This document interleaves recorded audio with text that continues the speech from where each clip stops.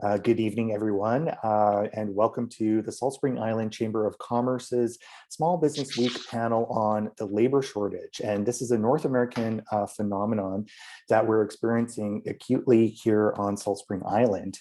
My name is Jesse Brown. I'm Executive Director of the Salt Spring Island Chamber of Commerce and your host for tonight's panel. I want to start by acknowledging that we're on the unceded Coast Salish territory, and that we're very thankful to the Indigenous people whose beautiful land that we occupy. I also want to thank our sponsor, Windsor Plywood, for their generous contribution for Small Business Week and tonight's event. We have a great panel with us tonight, and I'd like to introduce Jeremy Milsom, who is the owner of the Salt Spring Inn. We have Matteo Hermani here tonight, who's a senior manager at Country Grocer, as well as Daniel Wood, who owns Salt Spring Island Cheese. So thank you, gentlemen, for joining us tonight. I'll start with you, Jeremy.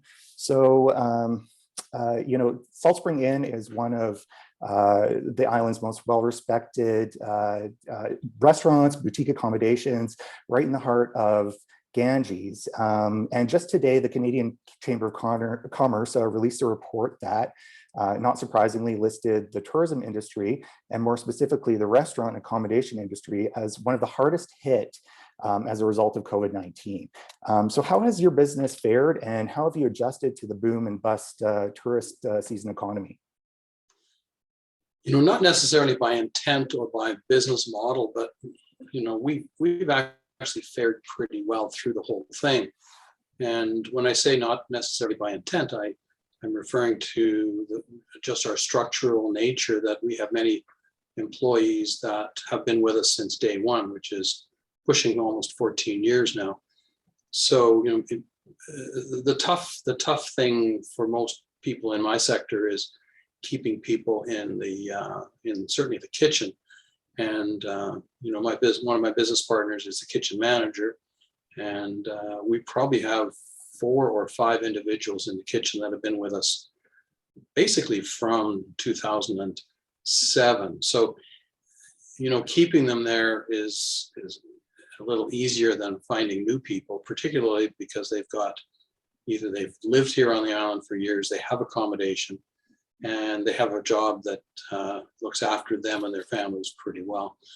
So that's been a little bit of a highlight. We have had some difficulty and have needed to change our strategy in a couple of areas. But generally speaking, the staff is short. We're not short staffed, but we certainly have some challenges. And myself and my kitchen manager and 2 of my other managers have upped their hours per week, as have I. I've been working way longer hours this last year to help adapt to that, and I think that's pretty close to what everybody's doing. Great. And recently, Jeremy, you sent out a notice that Salt Spring Inn is going to be closed on Wednesdays. Is that a result of hiring issues? That's a twofold issue. That's what started it. Near the end of the summer, when we were extremely busy, we were finding 2 things. One, we had some people we had hired, and they lasted not very long and went back to their old ways. But the other part of it was that my kitchen manager, whenever anybody didn't come in or quit or whatever, he would end up working 2 shifts a day, and he was doing doubles, sometimes 7 days a week. So this is a strategy that recognizes the tightness of labor, but it also recognizes his need for sanity. So it's one way that I can pretty much guarantee he will get a day off or 2 every week. So we're actually landing on much more comfortable territory right now with that Wednesday scenario out. And quite frankly, in our industry, with everybody challenged that way, we're finding that our daily, weekly volumes are sufficient to hold us together. And, as a restaurant, you've been on the front lines of the COVID-19 pandemic and all the restrictions and now implementation of regulations like the vaccine passport. Has that been an issue for you or your staff to have to take on that added role now? We definitely had to step up the number of people on our team who manage the place, because we need somebody essentially at the front door to be that gatekeeper. We've had very few problems with it. And one of the things that, somebody said, you're doing all this stuff, you're going to get the consequences. Well, unfortunately, the consequences for that thinking are that they're actually positive for us, because we've got more people coming to us because they feel safe than people who won't come to us because they need a vaccine. So we've kind of got a little bit of a balance there. I can't measure it exactly, but I'm feeling good about it. That's great. And I'm going to bounce over now to Mateo, and to the rest of the panelists. Feel free to also pop in if you have any comments you want to add to anything that anybody says. We really want this to feel like a conversation. So Country Grocer, as we all know, is one of the largest retailers and also employers on Salt Spring Island, and an organization that's very active in the community and does a lot of good work in supporting the community that you're in. So you've been with Country Grocer for about 10 years now. Have you noticed a difference from what it was like to hire when you started versus what's been going on recently? Oh boy, yes. I think it was just that much easier 10 years ago when I first sort of started with Country Grocer, and I would say even in the let's say 5 years ago, it was still a lot easier to hire people. We effectively almost had to turn some people away, and that has really been turned upside down. So we're now constantly putting ads out, constantly looking for people, and we've really had of late to really up our game to attract staff, good people. And so that has, I think, has been quite noticeable. Obviously, COVID has not made the situation easier, and I think people have become quite a bit more selective in their places of work. So we're trying to complement that with better training, with providing all kinds of other incentives, travel bursaries, student bursaries, et cetera, et cetera. And this is all in trying to attract more staff, to join our team. So I would say that's a change. Yeah. Wonderful, and especially thinking about supporting younger people when they're starting their career, like you'd mentioned. Have you found that, with the CERB and different supports for workers, do you feel that that's had an impact on your ability to attract a certain demographic of workers? Yeah, I mean, I sort of touched on this a little bit earlier, which may have been offline, but still, I think CERB has given people an opportunity to think a little bit more about what they want to do in life. It gave quite a few people some time off because they didn't have to work, to put some food on the table. And so I think that has, it in itself probably reduced a little bit the workforce. I don't think it's dramatically so. And one interesting aspect that had happened during COVID, because schools were closed, we're talking last year, was that all of a sudden, and twofold, schools closed and the student population felt quite immune to COVID. That was last year. And so all of a sudden we had a large influx of young and willing students to help, become cashiers and so forth. This is now slowly changing, and so we're back at the drawing board a little bit in trying to attract staff. Daniel, I'm going to bounce over to you now.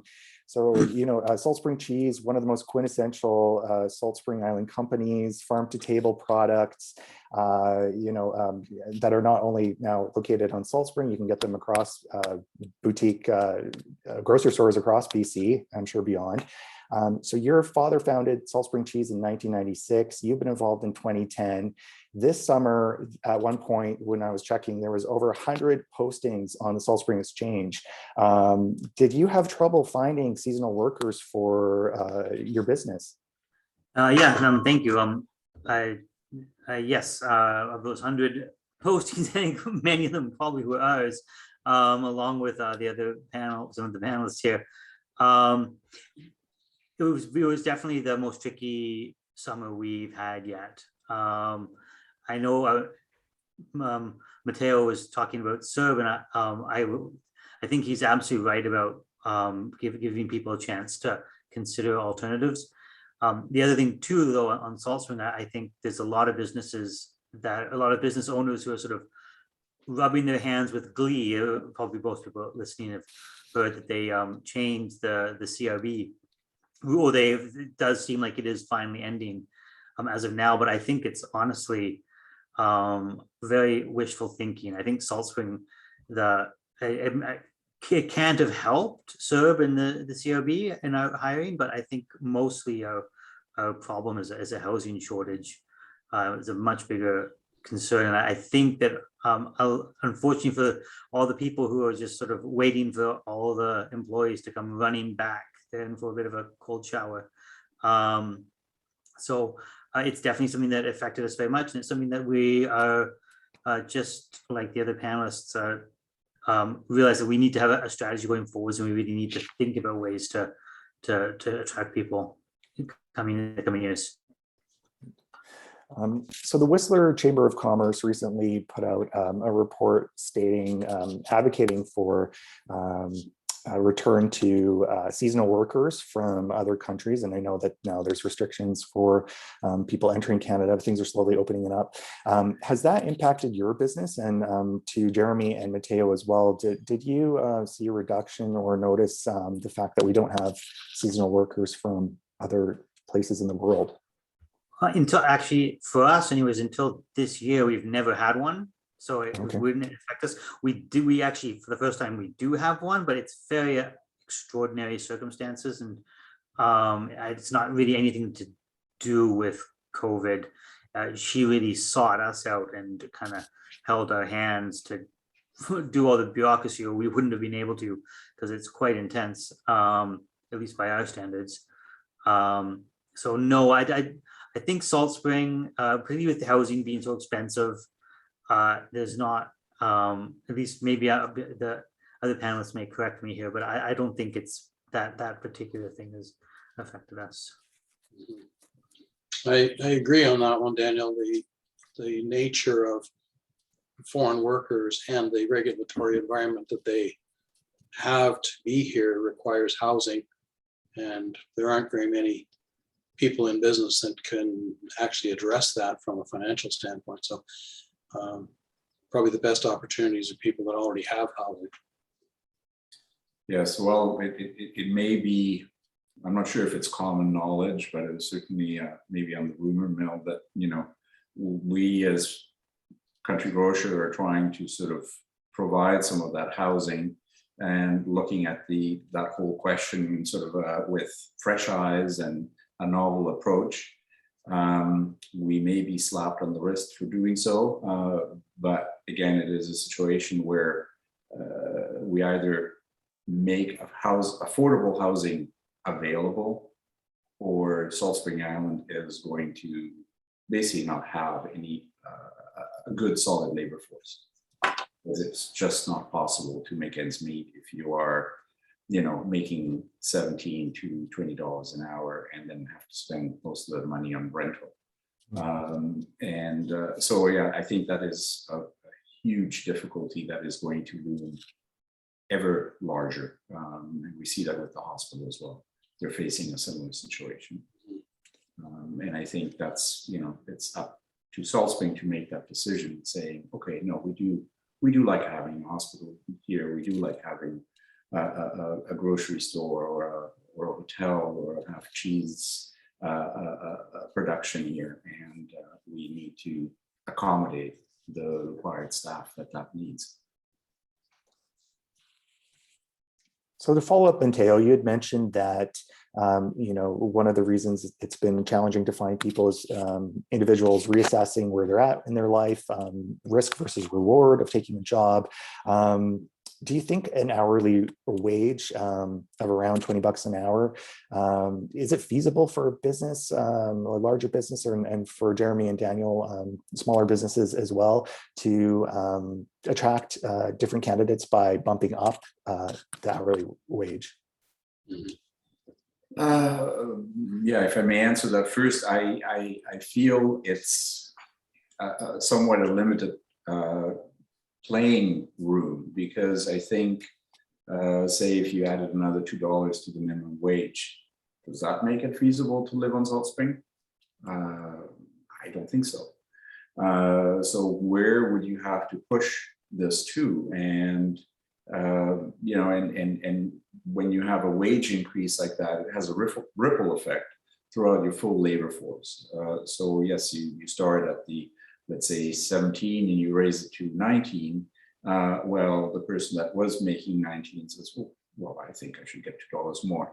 So I think that's why it often is viewed as a dirty word in business.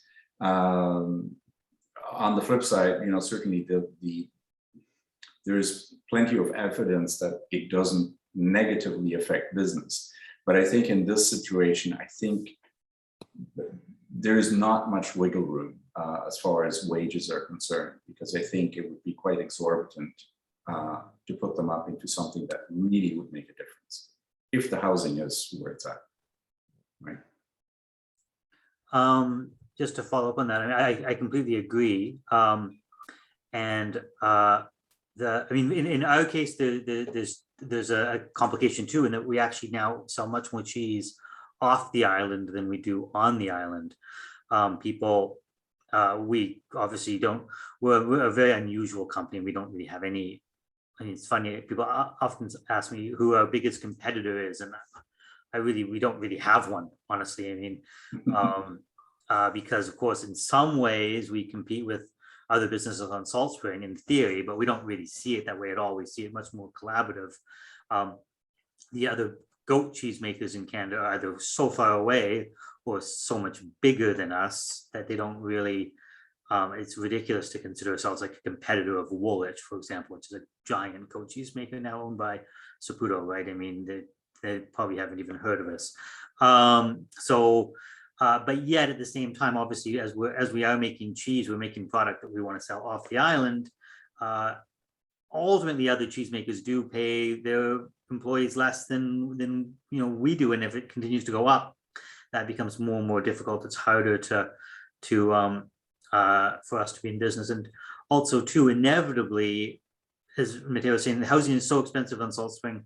As the wages go up, it's obviously very good for employees and never bad for employers, but there's still a very limited pool of people, right? So we are going to end up losing some of, I think, what people on the island consider to be core businesses, cafes, and somebody somewhere is going to not have the, it's going to lose out on the game of musical chairs, right? If we just keep raising the wages without actually finding a way to house people who want to be able to do that. Or we need to be importing people from off island, right? Which is, to me, is terrible. I mean, I really, when I was growing up here on Salt Spring, I used to catch the ferry on field trips as a kid.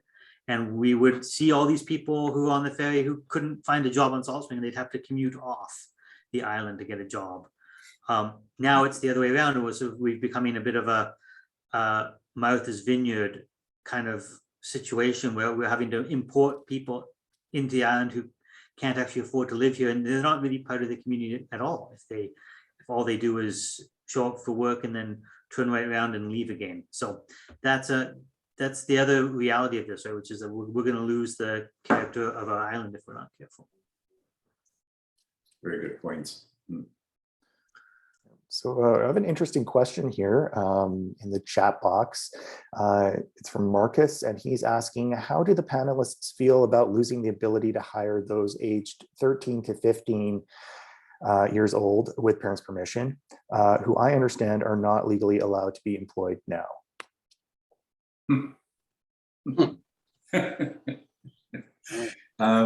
We're probably all reaching back to our childhood years and we started working. Yeah, I don't know. To me, it's a little bit of a head scratcher. I could understand it for a very dangerous tree logging or some other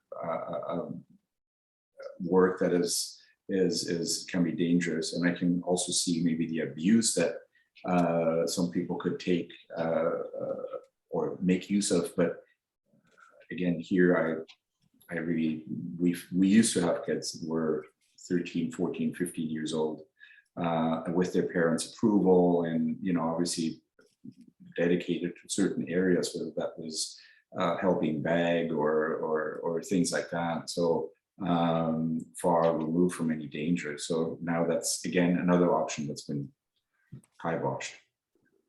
So yeah, it does seem like a solution in search of a problem a little bit.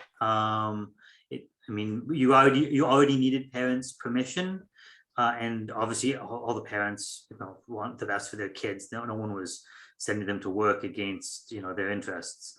The only thing about that is just that maybe I'm just going to be proven to be wrong about this, but I thought that it was restricted to, or that there was exemptions for certain work, things like retail sales anyways. So I'm not sure who, other than, I mean, the cheese company for sure would be negatively affected. We don't really have, we have had a few high school students who've worked doing some of our basic production work, particularly one task which we call collaring. We've had kids come in and just they put the collars on the outer paper sort of collars on cardboard collars on our surface ripened cheeses, and we may lose them for that. But I think because of retail sales, most in general they'll still be allowed to work. Luckily, my understanding that with parents' permission, we're allowed to have people from about 14.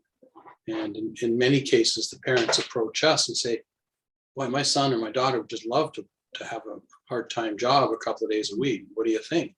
And, if they're dying, some of our best young workers have come from that scenario and really delivered and eventually worked their way up to being managers at our place.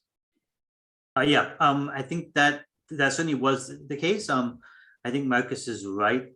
There was a 3 or 4 months ago, they announced that they were changing the rules and there was going to be much stricter limitations on it. Like I said, my understanding of it was that they did make some exemptions for certain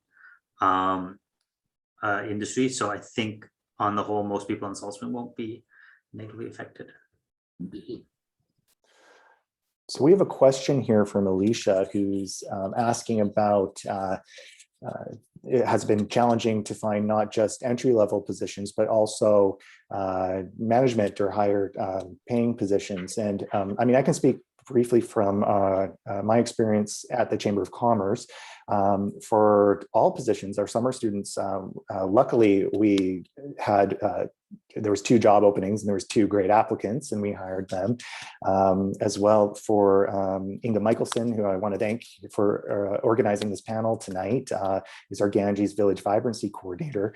There was only 2 applicants for a fairly senior level position on Salt Spring. And I mean, it could be the nature of the island, but that was our experience here at the Chamber of Commerce. How has it been for you gentlemen?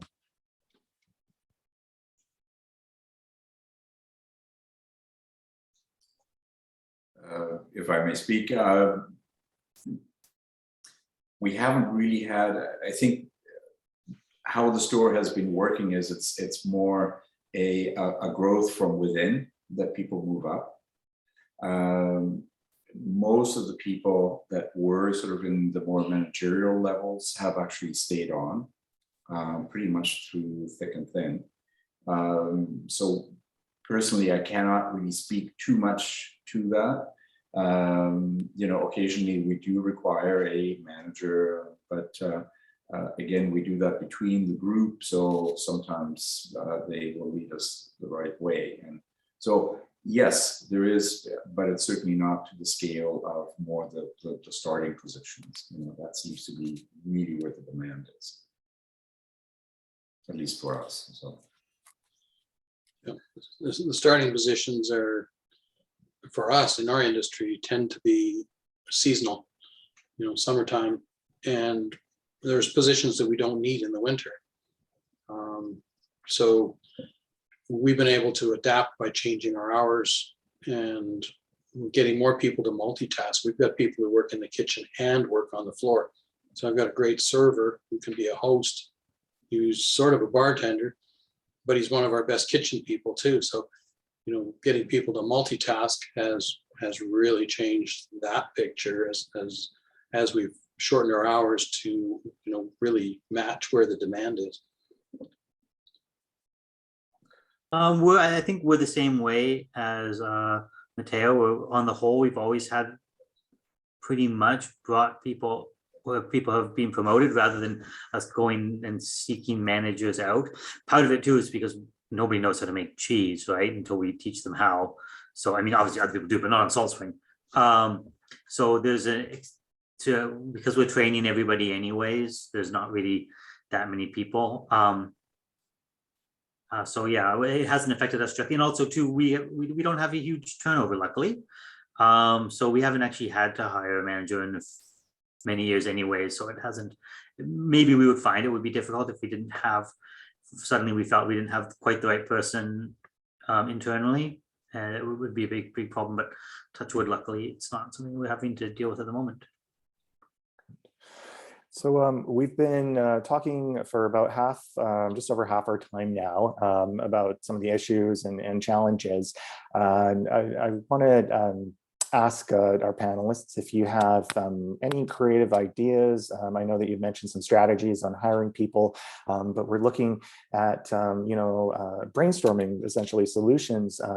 Elizabeth Fitzallen is one of our other panelists, and she sent her regrets. She's part of an organization called Salt Spring Solutions. So I encourage everyone who's listening to check out Salt Spring Solutions.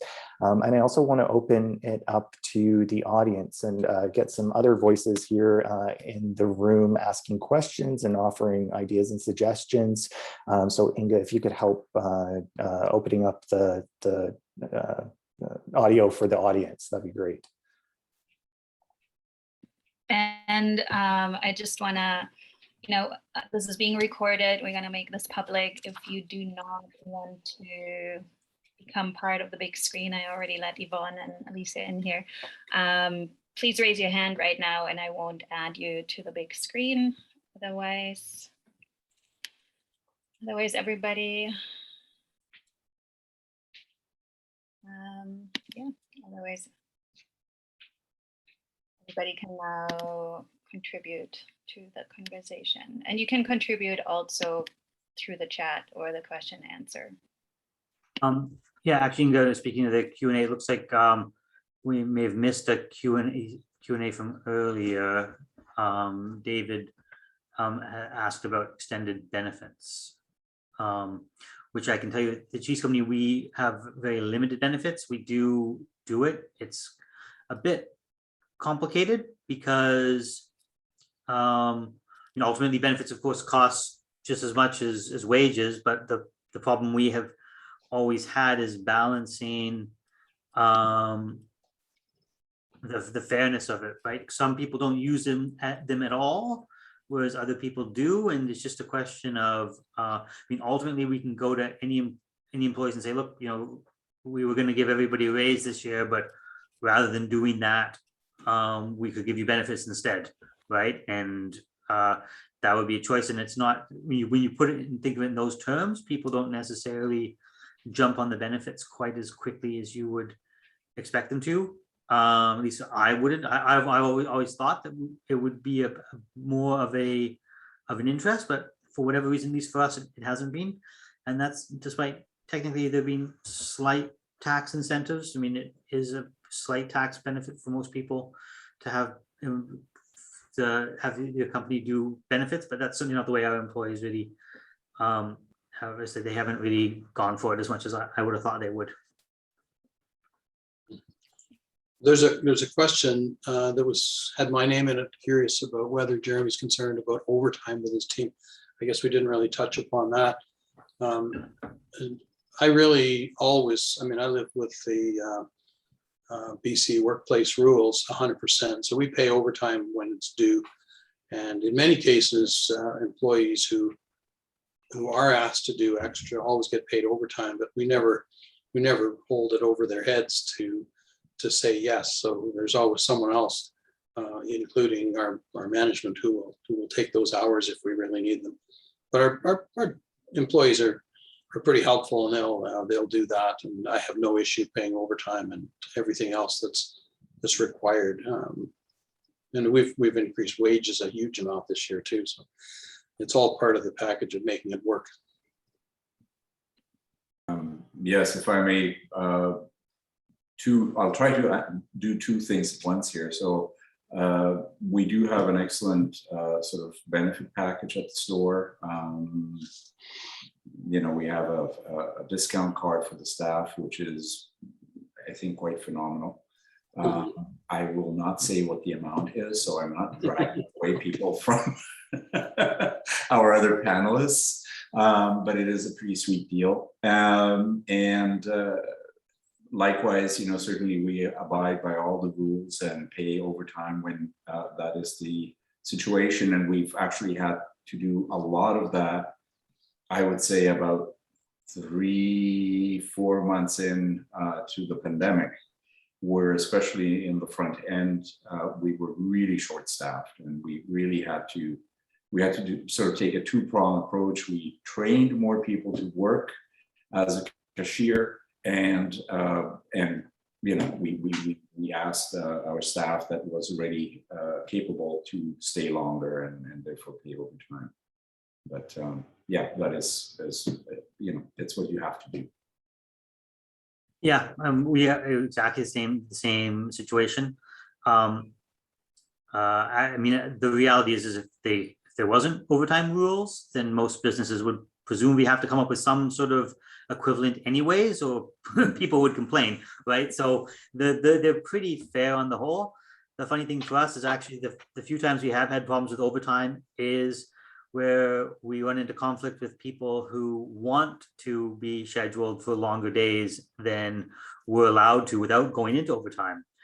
This hasn't been a big issue of late, but I certainly remember a few years ago, we had one employee who was really unhappy and was constantly trying to persuade us to basically allow her to skirt the overtime rules, where she would, so that because she much preferred long days, she'd rather work 4 10-hour days than 8-hour days. So you do get that funny situation sometimes where it actually is a sort of a disadvantage for what people actually want, but it's very unusual. And for the most part, overtime, I think it frankly really makes sense. And like I said, if there wasn't a BC Employment Standard, you know, the BC Employment Standards Act didn't have mandatory overtime, we probably would have had to have come up with something similar anyway. So I bet you've never been known to work overtime, Daniel. Believe it or not, actually once or twice I have. Sure. One of the few people on the Cheese Company who doesn't get it too, unfortunately. So Yes, are we being paid overtime for doing this?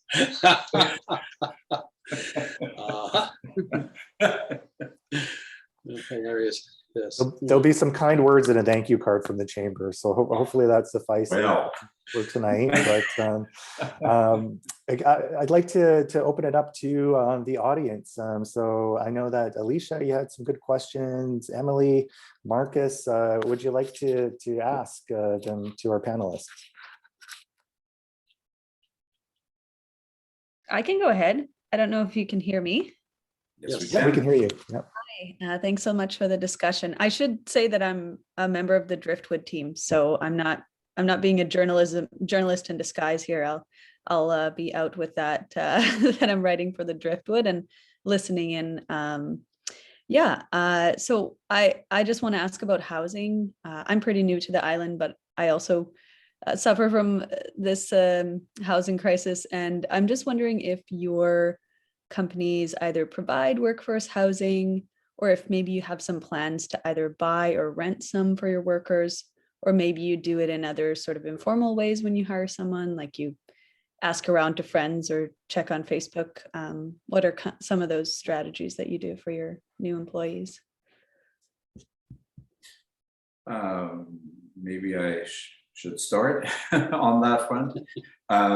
So in the past, we were maybe more formalized. We would ask, in the store, anybody that knew anybody that had a flat or something to rent, or some other accommodation, and that seemed to work fairly well.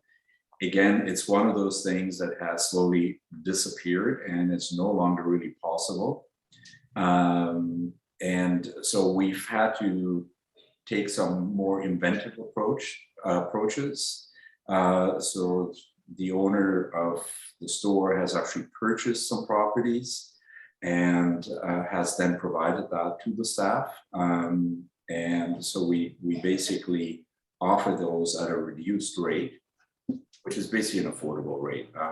More often than not, for a similar place, you would pay twice as much as what you pay if you work for us. So I'm not trying to entice you to work for Country Grocer, Emily.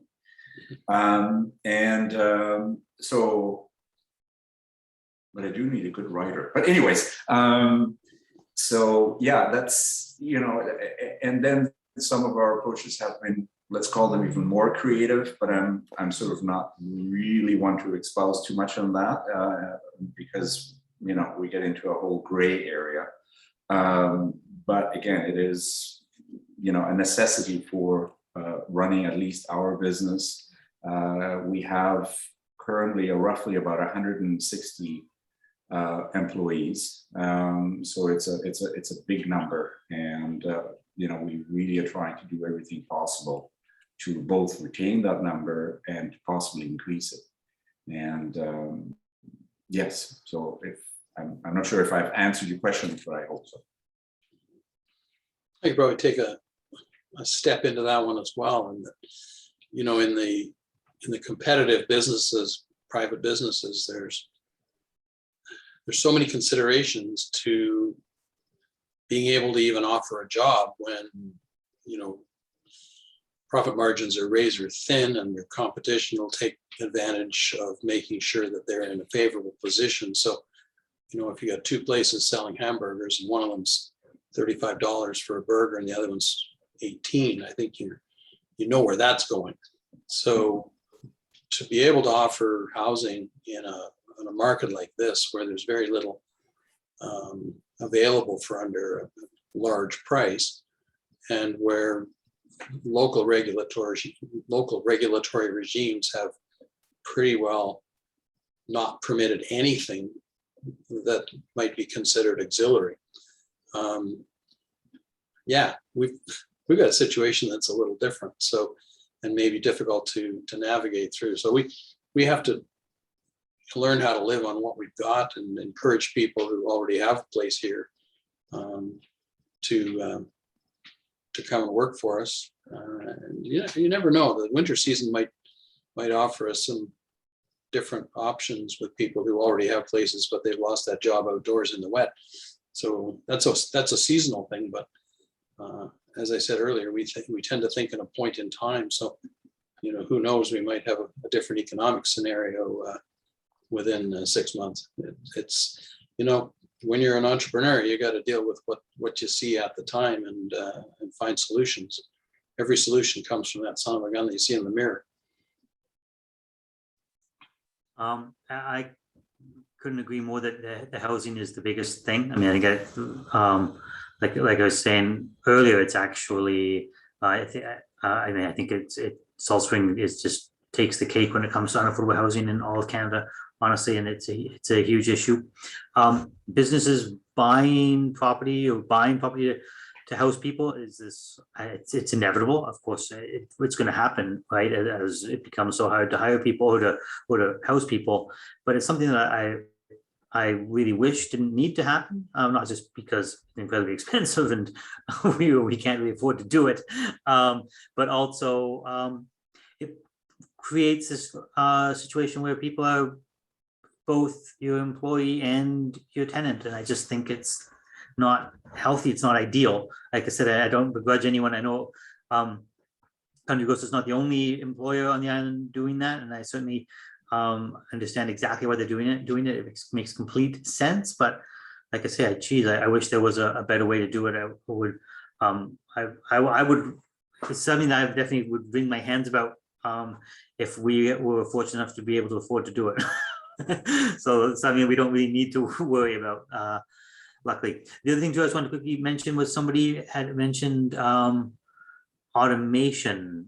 Marcus had put in the chat automation.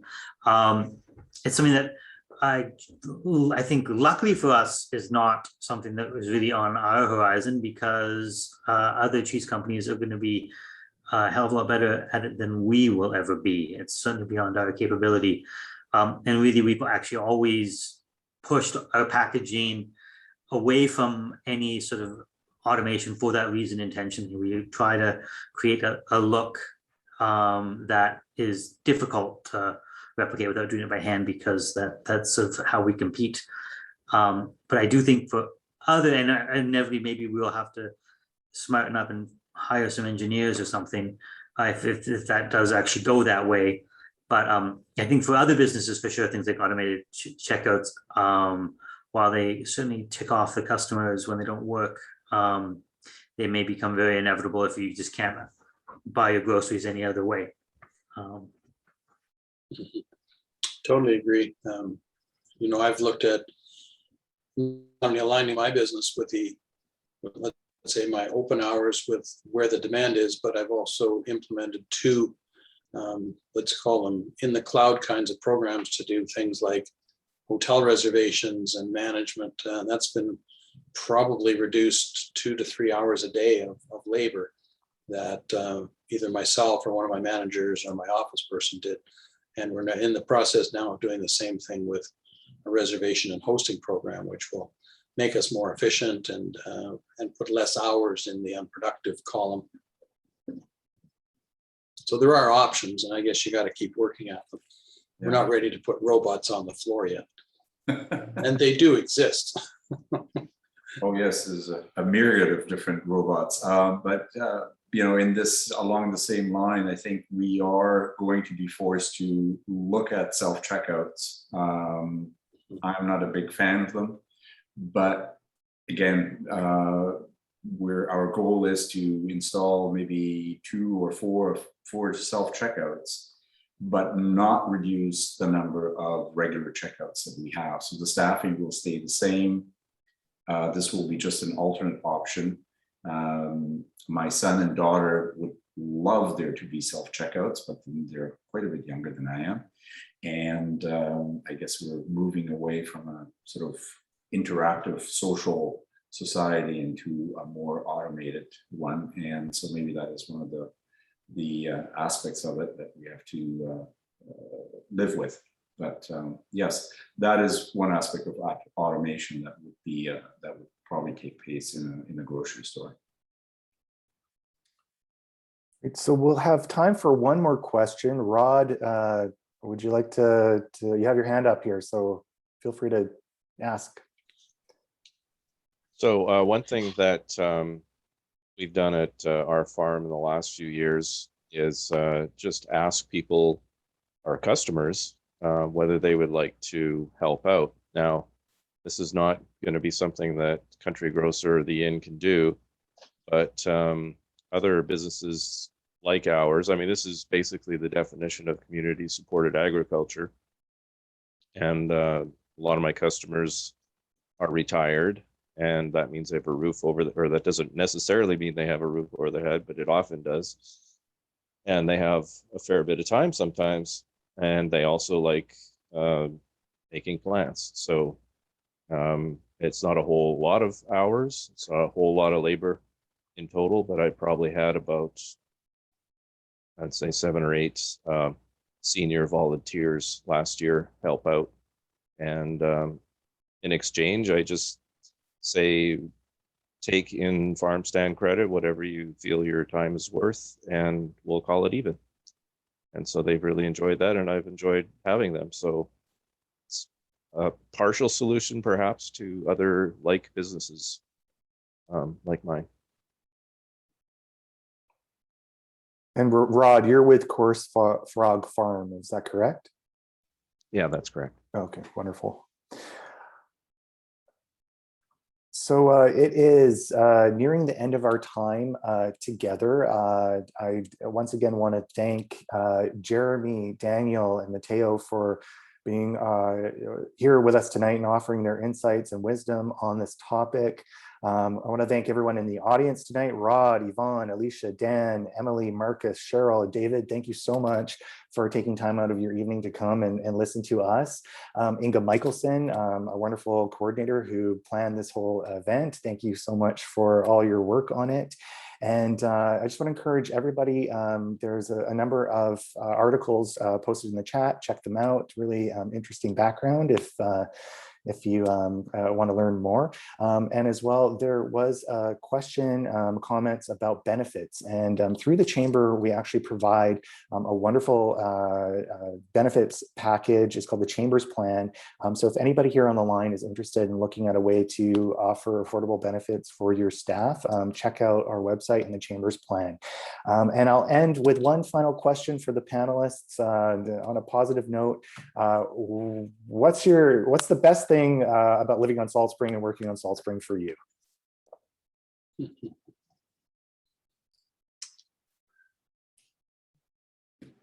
Do I have to go ahead? Yeah. I wanted to get away from it all, and that's why we moved to Salt Spring. Boy, was I wrong. But no, our son Sebastian was born in Vancouver, and you know, being a young couple, we thought, oh, this is a real cool place. We were right downtown and very exciting, but with a little young boy, we thought, no, this doesn't look right. And so we had traveled to various islands and then decided on Salt Spring, and it literally took 20 minutes to make that decision that this is it. And exactly why, I don't know, but it just sort of took hold of us, and I think it hasn't quite left. So there isn't really a reason. It's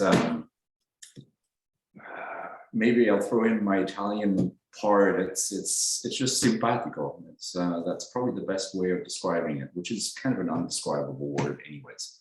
Yeah. So there you go, my 2 cents. Well, my spin is this one. I never really thought of work as work. It's kind of like what I do and what I like.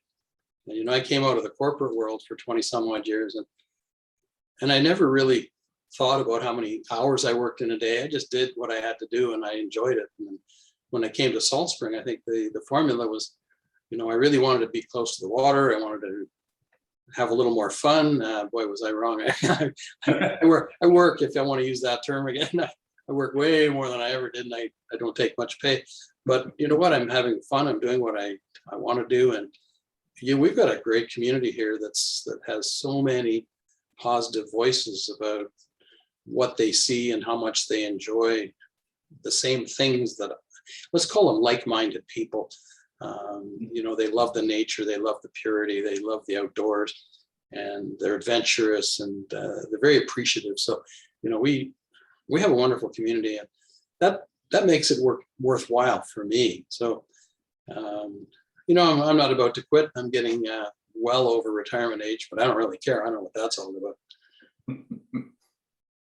Yeah, I'm the same way. I mean, I grew up on Salt Spring, and I moved off to go to school, and briefly lived in Vancouver. And yeah, it makes I can't imagine living anywhere else now. It's such a wonderful community. It's such a great place to live, and I just hope we're able to keep it. I know everyone always thinks that the rules we put in place, often the things that are, for example, that are causing this affordable housing crisis, are rules that are designed to keep the community the way it is. But rules that are designed to do that often have the exact opposite effect. So I think it's really important to recognize that as the community changes, as the forces that the outside world, economic forces change, we actually need to change our rules to keep the results that we want. So and also to accept that